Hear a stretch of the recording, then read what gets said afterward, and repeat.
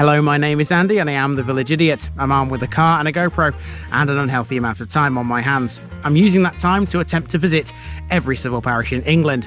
You're watching the North Lincolnshire series, a district of 56 parishes in the north of Lincolnshire. Let's see which one we're visiting today. Welcome back to North Lincolnshire, everybody. Now today I've got for you another post town. Like Ulceby, this one is its own thing. And this one's got quite a lot of history to talk about, more than I gave it credit for to start with. I'm beginning this walk on a street called Old Dairy, which tells me that here there used to be a dairy. There's plenty more other old places like this around here, including something just up there where that van's just turning out. That's the first landmark in our trip around Barrow upon Humber.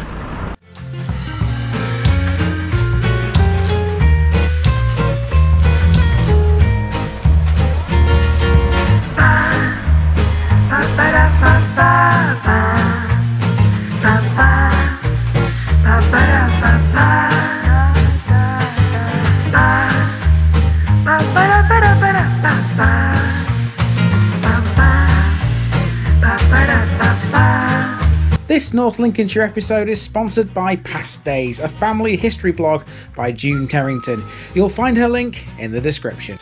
Here's my disclaimer for people who may be watching me for the first time. I say things as I would in my native accent and dialect. As a result, I may not pronounce things in the same way as the locals do. Remember, I'm a visitor. It's impossible to know everything. Leave me a comment, spin me a like and bash that subscribe button. Let's get to today's parish video. Barrow upon Humber is a village, civil parish and like Ulceby its own post town, situated in North Lincolnshire, not far away from the River Humber and 3 miles away from Barton. Barrow upon Humber is often shortened to Barrow and can so easily be mistaken for Barton upon Humber, their names being extremely similar to each other. Barrow has way more history than you might think. This was the site of an Anglo Saxon priory, and although its location is now built over, the road adjacent to it still makes reference to it. Heavily associated with the place is a man we've spoken about before in Wakefield, a certain John Harrison, who you may recall solved a major nautical problem. This is another slice of North Lincolnshire which was important for brickmaking. There was also a quarry too, and the limestone under the ground here aids the formation of natural blowwells. Also part of the parish is Barrow Haven, 1.5 miles to the north, located on the railway line, the Barton line, between Cleethorpes and Barton upon Humber.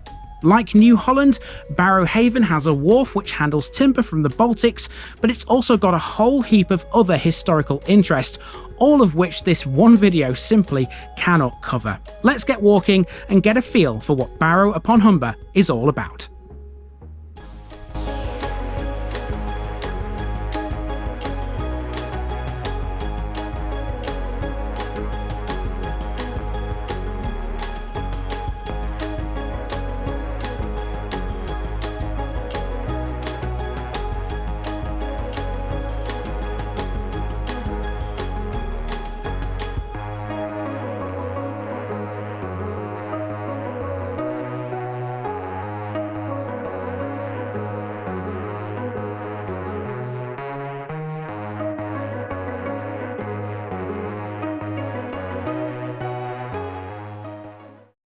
Our walk starts at the former entrance to Joseph Bentley Works. Here, horticultural machinery was once made. The site is completely empty now and has been for some time.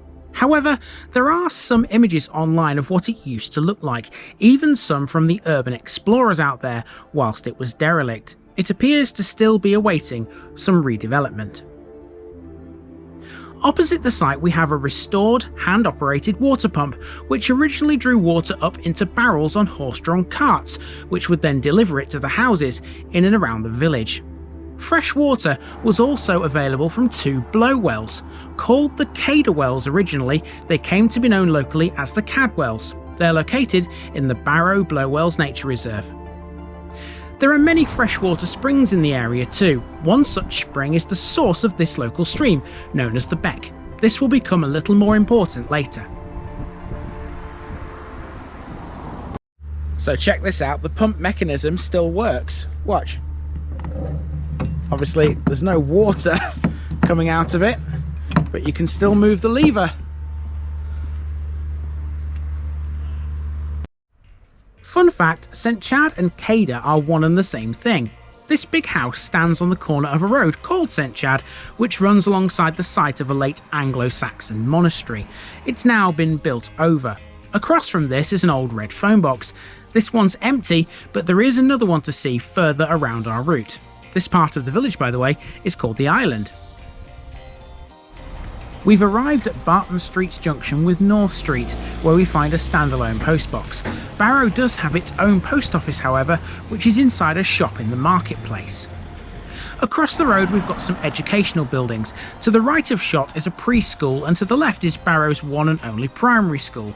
We're looking at it here from Barton Street, but the school faces North Street. It was built in the 1890s, and it was formerly named Barrow upon Humber Church of England Primary School. These days, it's called something else. Now, those of you who've been following me for a while will remember that name, John Harrison, from a Wakefield episode. You might remember Huntwick with Fulby and Nostell. John Harrison was born there, but he lived in Barrow upon Humber for part of his life, which is why this school is called John Harrison Church of England Primary School. To the church now. Holy Trinity is a Norman church with parts that appear to be of earlier origin. This is situated on a small hill to the north of the village centre. In 1960, the grounds of the church were landscaped. Many graves were lost as a result, and the remains were reburied in a communal gravesite close to the northern wall of the church. It was quite controversial. Next to the churchyard there's the old vicarage, and I couldn't have timed this better because I caught the church bells in the background.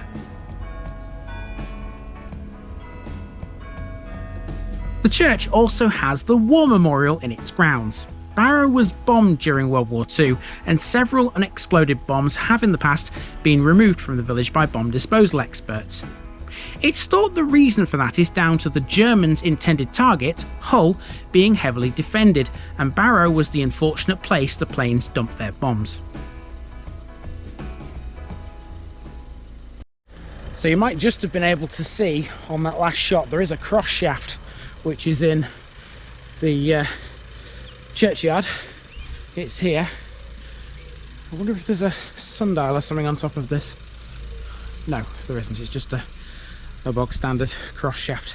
This is a very nice area of Barrow, as well as the church. You've got some lovely little cottages here, and if you look the other way, that's where we're going now. Check out the multicoloured cottages you can see here. We've got a red one, a white one, and a blue one, all in a line. Let's check those out next. That wasn't a cross shaft, it was actually a replica of a sundial designed by James Harrison, the younger brother of John Harrison, which used to stand near the cenotaph. I loved these cottages, red, white and blue. There's nothing quite like a bit of Britishness about a place, is there? Keep the blue one in mind, it'll become important later. Next, we've got the gates of Midby Park. These appear to be permanently padlocked. I found a couple of websites saying that the park was refurbished in 2014, thanks to a lottery grant. This building is the Foresters' Hall, thought to have been a former village school at one time. Its date stone above the door reads 1864. It was converted to a 2-bedroom house in around 2007. And in keeping with the religious theme, here's the Methodist Chapel. This was rebuilt in 1868. The original chapel was probably more like the adjoining Sunday School building, which dates to 1838. So we're heading into the marketplace, and there is a market cross in the centre, which is our next sort of major area to look at. I'm just quite taken with some of these old buildings here. This one, you can't really tell by looking at it straight on, but it's kind of bowing out a little bit. It's certainly very characterful. This part of the High Street is for some reason known as the Lower High Street. Many of the buildings in the centre of the village are of 18th and 19th century origin. Next is the Village Hall, a former primitive Methodist chapel which was also once used as a cinema. Its projection room was above the main entrance doorway, and a trapdoor within it gave access to some hidden rooms. Interesting.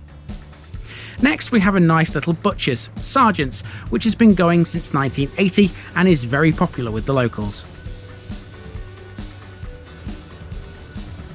On the edge of the marketplace we also have a pharmacy as well. Oddly though, Barrow has no surgery to go with this. The nearest ones are in Barton or in Goxhill. We can mark off Barrow upon Humber now, everyone. Here's a parish notice board right next to that pharmacy. 17 to go now in North Lincolnshire. So here we are in the marketplace where we find a statue of the man himself. This is John Harrison, overlooking the pedestrianised, well, sort of pedestrianised market square. You can see there's the market cross there, we'll catch that in a second. There's another information board just there about the marketplace. We'll have a read of that. There's the pub, which is the Royal Oak, which is hiding behind that tree. And there's a few other bits and bobs here, like a co-op, and there's a couple of benches which have got things written on them, and a residential care home here as well. That's Cross Hill House. So yeah, let's see what we can find in this little area, shall we? Nice car, by the way. So to the main man himself, John Harrison. As we discussed back in Wakefield, he was the man who solved the longitude problem, something which is noted on this very wooden seat. Harrison, who lived in the village until 1736, did this by designing the maritime chronometer. He was a man with a huge fascination for clocks, and he built and repaired them in his spare time. The marketplace isn't all about Harrison. There's an old red phone box too, which has been converted into an information point. It wasn't easy trying to hold this door open, by the way. And you can catch a bus here, 3 in fact. These are the numbers 250 and 455, which go to Cleethorpes, and the 260, which goes to Barton. Whilst the modern marketplace isn't really pedestrianised, that was something of a Freudian slip, it has been remodelled to accommodate car parking. Its original shape and size can still easily be determined. So one of the most interesting things on this board is to do with the market cross. If we have a read of this, look. In the marketplace stands the remains of a medieval cross, sometimes known as the butter cross, its base worn by generations of use. Stone crosses in towns and villages were a common feature in the Middle Ages. The late 19th century photograph, that's this one, it's below, shows the cross surmounted by a gas lamp fed from Barrow's very own gasworks in St Chad. You can see the channel for a gas pipe on the side of the cross, part of a Victorian improvement. Right, let's go and have a look at the cross then and see if we can see the gas pipe. It'll be there somewhere, one would have thought. Here's the cross. Now we're looking for a channel. How do we see a channel? Yes, here we are. So that would be where a pipe would have gone to the gas lamp on top of it. Fascinating. The main retail outlet in the marketplace is a decent sized co-op store. I'm happy to be wrong on this one, but it seemed to be the only grocery store in the village. It used to be a cost cutters. Barrow's one and only pub is the Royal Oak. Until very recently there were 2, and it used to have 3 in total. The other 2 were the Red Lion, which is now a house, and the Six Bells, which closed down in 2018. Barrow is pretty good when it comes to takeaway outlets. There's a pizza shop called Barrow Pizza further up the high street, and right next to the Royal Oak we've got a Chinese takeaway. You'll also find some unusual shops here. Take Humberside Clockworks, owned and run by Darren Bristow, who's been servicing and repairing all kinds of clocks for over 20 years. And check out this for a lovely Victorian shop front. This is the old shop, established in 1846 according to the sign above its door. It's now a residential property. Okay, next we're walking down the A1077 for a short way, past a garage, that's Martin Bell Motor Engineers, can't even say it. And we're heading for Mill Lane, where there used to be a mill. Strangely enough, that's why it's called Mill Lane. I believe it's been demolished now, so we won't see it, but we can at least see where it was. Now we're off towards Mill Lane, and this means walking up the A1077. Note the raised bank we're walking on here. The footpath, for some reason, is elevated off the ground. When we hit the corner where the road bends to the right, we get a nice little flower display. Barrow is pretty good when it comes to looking after itself. So to Mill Lane, named thanks to a windmill known as Riggs Mill, which was located here on the western side of the village. It was largely demolished in 1928. Whilst there's no mill to see now, there are a couple of other things up here, like for example this large playground, which is right next to a rugby club. Despite the name of the village we're in, Barrow is the base for Barton and District Rugby Union Football Club. I guess that's what happens when you have a larger next door neighbour.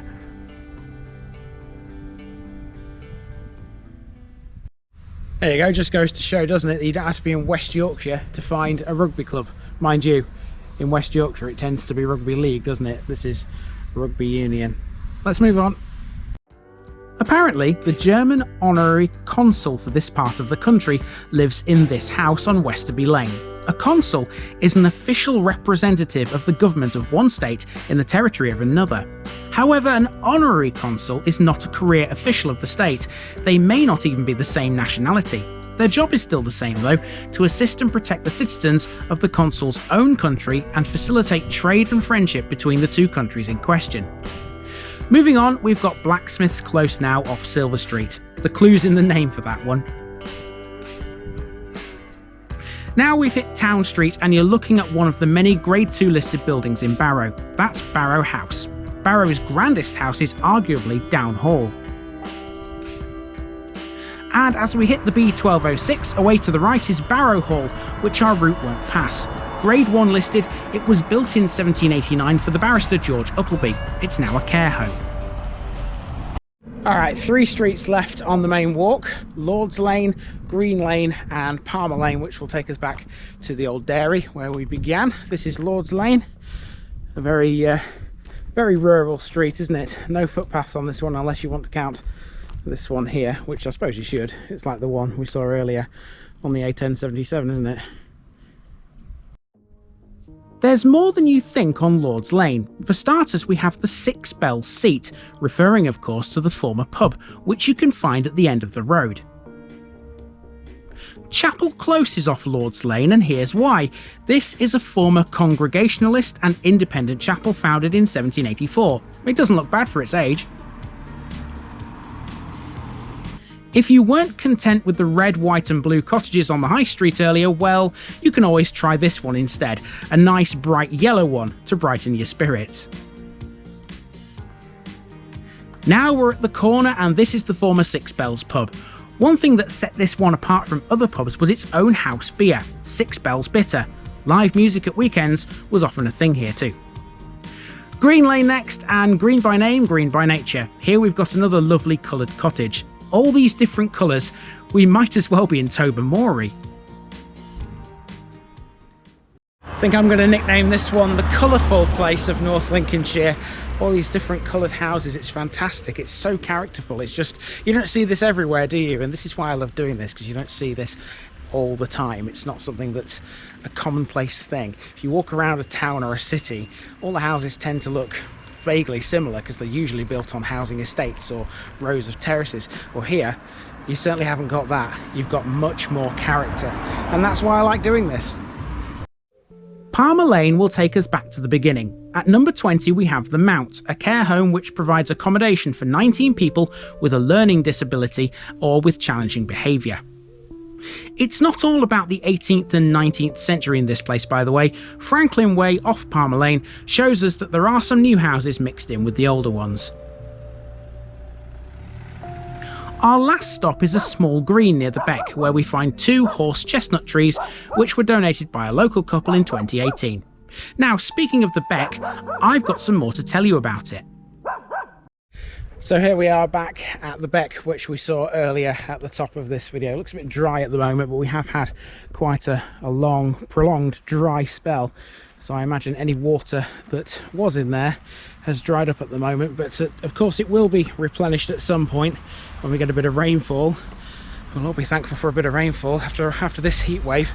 Okay, now this beck is known by a different name as you head north towards the Humber. Once it leaves Barrow, it becomes known as the Leeden. I even passed a house earlier that was called Leeden House. It was, in fact, the blue house which you saw in that row of red, white and blue cottages. And the Leeden goes up towards Barrow Haven, and that could, in theory, be a video all of its own. However, the way the land lies, it's part of Barrow upon Humber civil parish, which means it's going to be included in this video. There's quite a lot of interesting information about that place online, and some of that I'm going to attempt to go and find right now. Okay, so our first stop here in Barrow Haven is this sluice. So this is the beck which we saw earlier, and this has now become the Leeden. This is the Leeden, which goes up to the Humber, which is over there. Now, driving up here, I could see the Humber Bridge. Might be able to see it from here, I'm not totally sure, but it's over there in that direction somewhere. And this flows north, heading into the River Humber. And part of Barrow upon Humber's parish boundaries are actually on the other side of the Leeden. So those houses you can see there, they're still in Barrow upon Humber. Now, Barrow Haven is quite an elongated settlement. It runs virtually in a dead straight line from where my car is there all the way up to the banks of the Humber. There are a few bits and bobs off it, and the first thing I want to show you here is down that lane there, because just off to the right on that lane there's some earthworks. Let's go for them first. There's more to Barrow Haven than meets the eye. Off West Hand Lane, you could so easily miss these earthworks. These are the remains of Barrow Castle. Built in the Norman style, there are two large structures with a low motte situated between them. The castles were built shortly after the Norman conquest by Drogo de Beauvoir to control the river crossing between Yorkshire and Lincolnshire. He also built Skipsea Castle, and we'll get to that soon.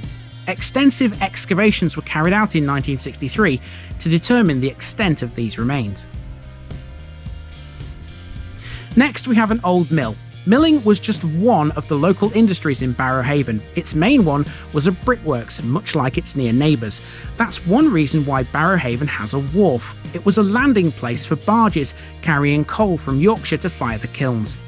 Before we move on, there's also an old Wesleyan chapel here, dated 1877. Okay, what I'm going to do now is I'm going to put the camera on the dashboard and drive up to the Haven Inn, which is Barrow Haven's pub, which is off to the left over there somewhere. So let's go and do that now. Here's some more quickfire info about Barrow Haven as we drive. Henry VIII is known to have visited in 1541. The sluice gates we started at are known locally as the Clue Gates. The Grateford Gardens Watercress Company were once based here, and Barrow Haven was also the site of an anti-aircraft battery in World War II. I told you this could be its own video. Here we are then at the Haven Inn. This is a former coaching inn dating from 1730. Run by the Mason family in the early 1900s, they farmed the attached land and some other land in Barrow Haven too. Next up is a railway line. This is the same line we saw in New Holland. Barrow Haven railway station, which is sited off to the right of this crossing, is currently undergoing a £3 million platform refurbishment. And lastly, we're heading for the old ferry wharf. Barrow used to have a ferry to Hull, but with the coming of the railways in the 1840s, passengers preferred the New Holland crossing. So we can go no further. I've just driven up as far as we can legally go, up to the entrance to the old ferry wharf. On the other side you've got the Leeden. There's a few boats moored here as well. It's a much wider watercourse here, and the Humber is visible in the very far distance. Probably can't see it in this shot, as is the Humber Bridge, but it's behind these trees and vegetation to the left, so you can't really see it from here either. There is an information board here too, which tells you a bit about all the things we've just seen. For a start, there's a little bit about the castles, which we have already spoken about, a bit about the Humber River traffic, and a bit about the Barrow Haven Reserve as well, and all these ponds, which used to be brickworks, I believe, and of course Barrow Station, Barrow Haven Station. There you go, that is the parish of Barrow upon Humber, another one down in North Lincolnshire. The only thing I've got left to show you is today's picture bit, and that's coming right now.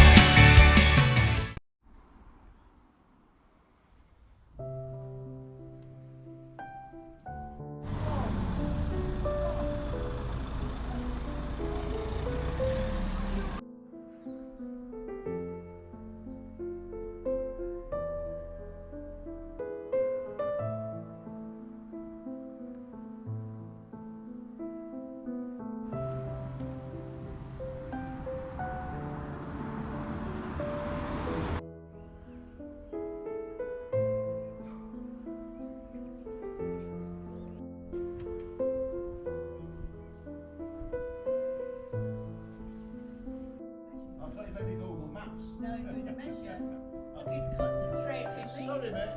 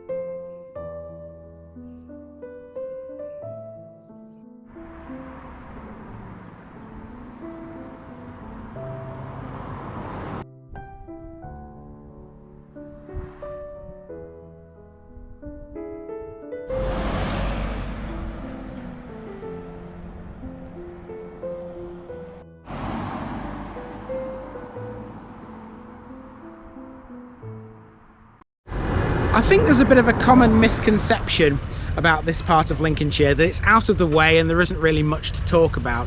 That's wholly not the case. It's a very interesting part of the country, and Barrow upon Humber certainly proves that point. It's only going to get much more interesting from this point though, because we still need to go to Barton upon Humber, which is the next settlement to the west along the Humber. That is a town, and a very, very big town at that, one which will take me quite a while to do. Much more history there too to get your teeth into. For now though, this has been the parish of Barrow upon Humber, and I've been Andy, also known as the Village Idiot, and I'm out.